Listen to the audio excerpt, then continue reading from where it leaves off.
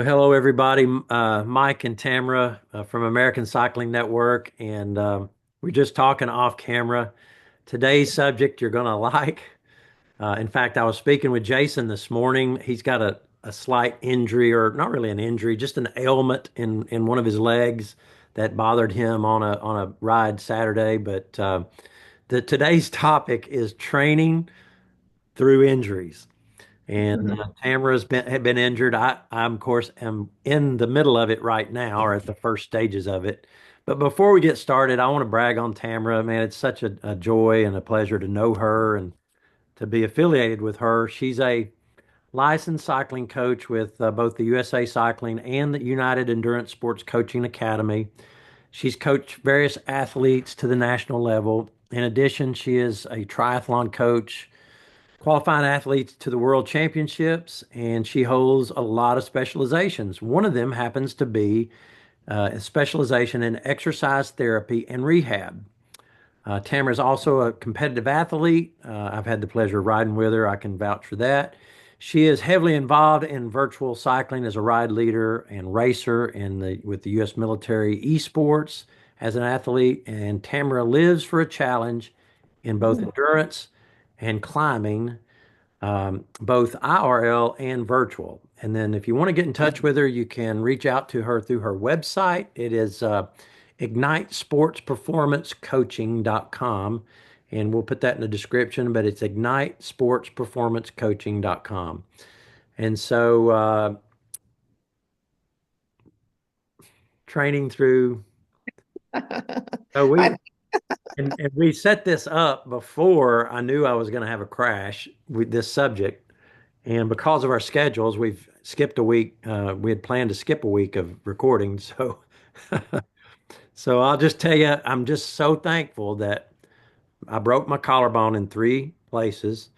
As I was telling Tamara about it, she texted me back, "Well, I'm glad it's only the collarbone." And at the time, that was the last thing I wanted to hear. And so, so I sit here today. I had today is let's see, today's Tuesday, and so Thursday, I had reconstructive surgery to break it, where I broke it in to repair the break, broken in three pieces, and so I went through a Friday of questioning life decisions when the nerve block wore off, thinking I don't ever want to see a bicycle again. To now, yesterday I did a little 30-minute spin and felt a little bit better afterwards, but. We're going to talk about in the first question, and so this is good. Is it ever okay to train while you are injured? well, yes and no. I mean, it depends on the injury, and it also depends on what you've been ordered by your doctor or your physical therapist would probably be more of the experts on that kind of thing. If it's a minor injury, you're not aggravating the area. Often you can continue like with modified exercises, but there's a fine line. You should never be feeling any sharp pain when you're exercising. And think about training around the injury rather than through it, I think would be the best way to Okay. about Yeah. that. So before the surgery, there was a 7-day window. The crash was on a Thursday. Hmm. I got on the bike on a Saturday and did an hour zone two training. Then the following Monday, I think it was, I really went hard, and I did feel some pain, in extra pain. The Wednesday, I took the next day off, and then I trained on Wednesday. I went a little bit easier. So what you're saying is that we should listen to our bodies and as well as the surgeon, correct? Or the doctors. Definitely. But as I also explained to you, when you have an injury, it's your body's job is to repair itself. That's quite simply what its function is, to always repair itself, whether you've got a cut or an injury. And so when, excuse me, when it's repairing itself, it's sending nutrient-rich blood into that area. So when you are exercising, for example, you have a broken collarbone and you go and you get on the bike and you're working your legs. So when that happens, your body is pushing extra blood into the area that you're working, into the extremities, and it's leaving the area that, it's trying to. So you got to think of almost like, I guess, for lack of better words, your body's a little bit confused because it's saying, got to push all the nutrient-rich blood into that, affected area, but yet they're making me work over here in this other area. So you're going to have to expect some sort of discomfort. You'll probably find a little bit of swelling and stuff that goes on, but there's warning signs, right? So train around the injury. There's always something that you can do, but you want to make sure that you're not aggravating the area that's injured, and you want to make sure, watch for the warning signs like sharp pains and whatnot. Interesting. Okay. So how should an athlete adjust their training routine when we're injured? Just simply to modify it, right? So you don't want to stop completely doing anything at all unless the injury demands that type of rest. So Okay. there's other things that people can do. I mean, it might not be what your usual routine is, but you might go out for a walk around the block, or you might do some body weight squats or whatever it may be. I mean, I'm just talking about your upper body injury right now. If you have a lower body injury, we might need to focus just on doing some upper body things. So you want to modify. Yeah. So when you had your hip replacement surgery, Yeah. focus more on upper body until you were able to work on the lower. I did very much. I mean, I had a full hip replacement, so mobility was a little bit of an issue in the first few days for sure. But once I was able to be mobile and get around, I was able to do some upper body stuff at home. And then I was given the green light to do no resistance type spinning after about 2 weeks. And so that was, when you're used to being an endurance athlete and pushing and climbing and doing all those kinds of things, it's a little bit humbling to get on your bike and just, Yeah. spin those pedals just to get the body moving again. But yeah. It's tough. Yeah, it is humbling. God is teaching me so much through this whole process. Amazing. Yeah, just Yeah. not being able to go climb on Saturday with him. My feelings weren't hurt too bad when I found out that the last 20 or 30 miles it rained on them and they got soaked completely. Oh, that's good. Yeah. Yeah, I've been there, done that. Don't care to do it again. Yeah. Can an athlete can they still make progress or gains while they're injured? Yes, it just is going to look different, is all. It might mean something like improved mobility or better form, stronger mental focus. There's a lot of things that you can improve on that actually will improve your actual sport. Yeah. So a lot of times an athlete will come back better and stronger Well, from. that's interesting because you sent me a training plan. I did it a day early.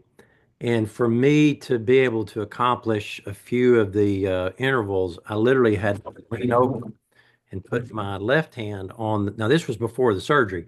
I can't, there's no way I could do that right now. I'm sitting back on the bike now. But I leaned forward and I was able to get some pressure, but I did concentrate on form. I mean, I was like, okay, I got this, and I was able to get the wattage I needed for that particular set. But that's interesting. So what advice do you give athletes that are frustrated by being sidelined? Well, first of all, it's normal to feel frustrated. I wouldn't expect anything less. So, just I reassure them like this is completely normal. And having been injured myself, not just with the hip, but various other things. I mean, I speak from experience. I've been there, and we just got to find a way around these things. So I asked them to see it like more like an opportunity to work on things that they wouldn't normally be working on, right? So mental focus is one of them. You and I talked about, you know what?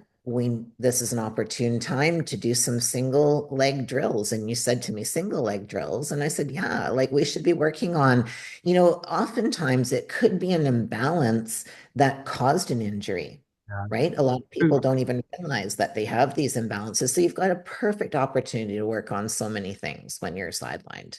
Yeah, that's good. Yeah, you and I talked off camera about it will make me a lot more cautious and a more technical descender, not necessarily faster, but it will certainly be a little bit more technical. And maybe we'll do a short reel or something on how I crashed, but it was an epic crash. I still haven't looked at the video. We stopped the video before I crashed, but you'll be able to see the climb and then you'll be able to see the toughest part of the descent. We'd completed all that. So I'd stopped the video when just before the crash, but there was one more curve that I miscalculated. And I'm just thankful I didn't pull a Joe Biden and just fall over and break my collarbone. I I'm glad it was a crash. I'm thankful that God protected me through it. But yeah, it was I will say that when you do get back on the bike and you're going on that first downhill, don't get frustrated with yourself because you probably will experience a fear that you're not prepared for. yeah, I'm okay with it. So you will. I'm gonna Yeah. respect the descent. May even have to have some t-shirts printed up. So, are there any warning signs that someone should stop training immediately? So, like, I'll go out here today after this and I'll get on, I'll try to spin for another 30 minutes. Is there any warning signs? Because yesterday, I'm getting this pain medicine flushed out of me and some of the toxins, and I felt nauseous, a little dizzy. And by the way, that was one of the surgeon's biggest concerns about me getting back on the trainer was he was afraid that I could fall getting on or getting off.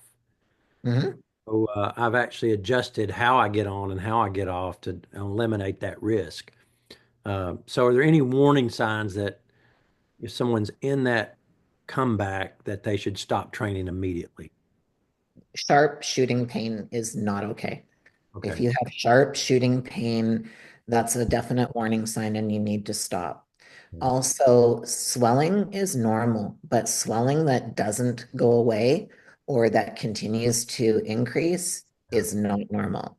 And so those are definite warning signs. And if the pain doesn't go away after the activity, so I mean, we have pain scales 0 to 10, right? And some people have a higher pain tolerance. So you have to kind of gauge your body, kind of feel out what is your pain tolerance. Some pain is expected as you get back into these activities, but if it's making you dizzy, if it's making you nauseous, you know, you have to gauge that on, that's definitely something that you have to consider. Okay. That's good stuff. You don't want to risk falling for sure. Yeah. Yeah. And I don't want to be that. I don't want to mess up his percentage on No, success rate of his surgeries that he's done. no, no. I don't want to add to that problem. So, how important is mental resilience during the rehab process? Oh, it's extremely important because it's really easy to do the poor me and there goes my season or there goes my, race or, and you and I talked a little bit about that too, right? So it can affect your confidence, your identity, right? Your identity is tied to the things that you love. Like my identity is as a cyclist, as a cycling coach. And, if you're sidelined, you've lost your identity for a short period of time. But it can also affect your motivation. Yeah, I won't say that my identity is in cycling. It is something that I'm somewhat addicted to because of the positive performance that I get without brain fog. I'm in the office. When I'm in a coaching session, I have to work this thing up here more than I work my body in my day job. And Mhm. it really helps me to stay fresh, to stay alert, to stay energetic. And so that's the part that I guess I don't want to miss. I don't want to mess up, but Mhm. um, there's always a danger if you find your identity in something other than you know, you, Mhm. God. And so if you because when that's taken away from, I mean, eventually it could be. I mean, I'm thankful that, and you helped a little bit with your text, even though it was hard at first because as I thought about, it's only a collarbone. It could have been an ankle. You know, Could have been a lot of things. I Yeah. could have had screws in my ankle. I could have had, pins in my hip. I mean, I could have had a shattered. Case. Oh Yeah. yeah, I've had my wire, or should have been sitting here talking with my jaw wired shut or no teeth. Well, and I said to you, you could have broken your neck, right? I mean, you flew over your handlebars. Uh, Right.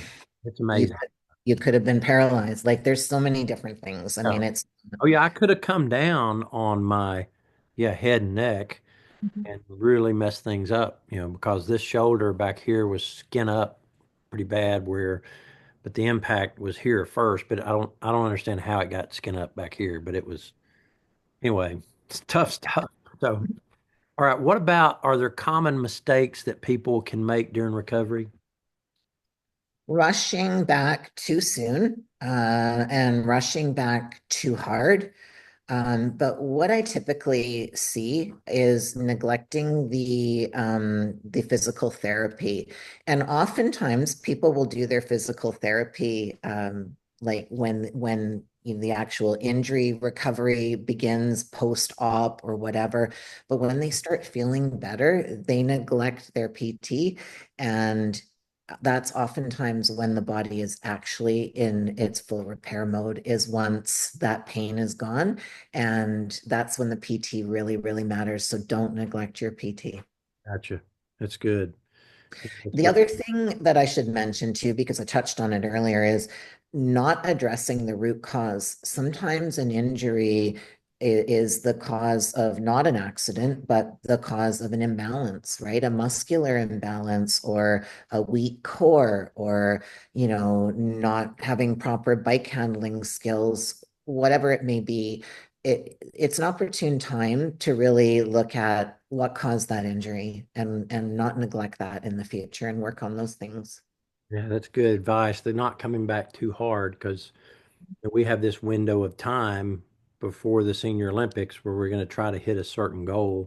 Yeah. And I just need to know when is that time where you can really go hard? How do you know when you can go hard?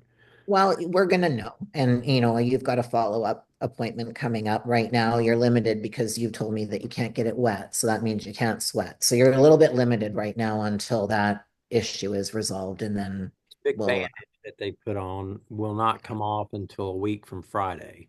yeah, So they're recommending sponge baths, which we're doing. Even though I sit in a bathtub, I still can't get this submerged or get it wet. And yeah, so yeah, so I am limited there, and I can't sweat because it will lose its stickiness if I get sweat. Sweat pores start opening up under this, then the yeah, bandage will come off. yeah, Certainly don't want to risk an infection.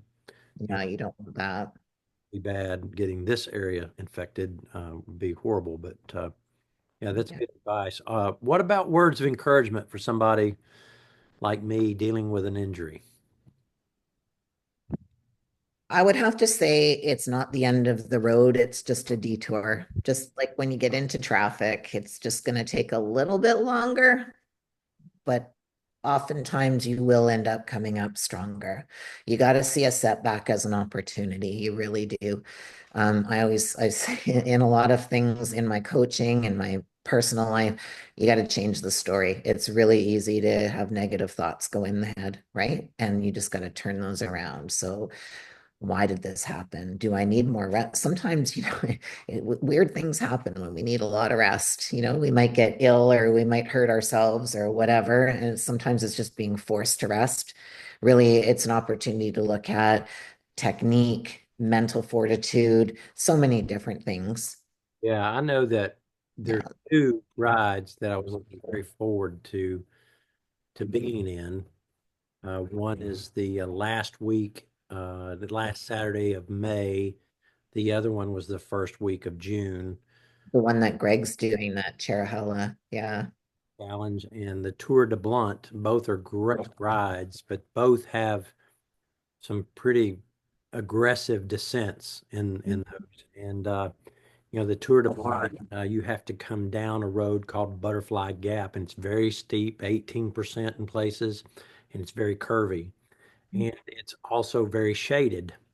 And so you have on the edge of the road, you can have some moss uh, on the asphalt, which we all know is bad. A little bit of moisture and a little bit of moss. When that road's you see the tarmac and it's got a little green film on it. that's a recipe for really laying one down. But so I think about, how fast I would have gone, say, for example, the Chippewa Challenge last year. I know we hit speeds at close to 50 miles an hour coming down the mountain. And, now if that were the case, or this time next year, if I'm still here, still living, and I do the Chippewa Challenge, I will, I won't do that. I'll come down, I'll be feathering and riding my brakes more than, whereas last year there were zero brakes. It, Yeah. it was like, enjoy the enjoy the juice from the squeeze of climbing, and so yeah, it's amazing though how your priorities change, and then how your overall perspective of never crashing again. But yeah, that's I think, it's also important to remember that in a sport that you love, you look at the elite athletes, they often face setbacks too, right? And they have to come back, and they come back oftentimes better and stronger, right? So a lot of it really is an opportunity to work on your mental game. That really is a huge, huge thing in your success. that is such a good point, because Friday, when I was in so much pain, I had probably 100 people praying for me. And, I understand how people can, without a relationship with God, without support, friends, coaches, family around them, how they could just want to end it, Hmm. and just take their life, because Hmm. that bad, just would not relent. And so I think being in the pain cave of when I'm training or riding a hard ride, I think my brain's going to be ready to say this is nothing compared. And I've had people reach out through Strava that has seen my recovery rides and found out about this, and text messages, and several people who've had the same injury have said what you just said. They said, "Well, you're going to come back even stronger." So I hope that's the case. I certainly don't want to have another setback, but whatever happens will happen. And what's the old saying? If it doesn't kill you, it'll make you stronger. So I actually have that tattooed up on my shoulder. What doesn't kill you makes you stronger. wow, that's a good saying for a coach. Yep. Good, good. I appreciate your time today. It's been a lot of fun, and I hope people get a lot out of this. And we'll put some comments in, and some questions. But thank you, Tamara. It's always such a joy to talk to you, and get advice from you. Thank you. It's always a pleasure. You have a good one. You too.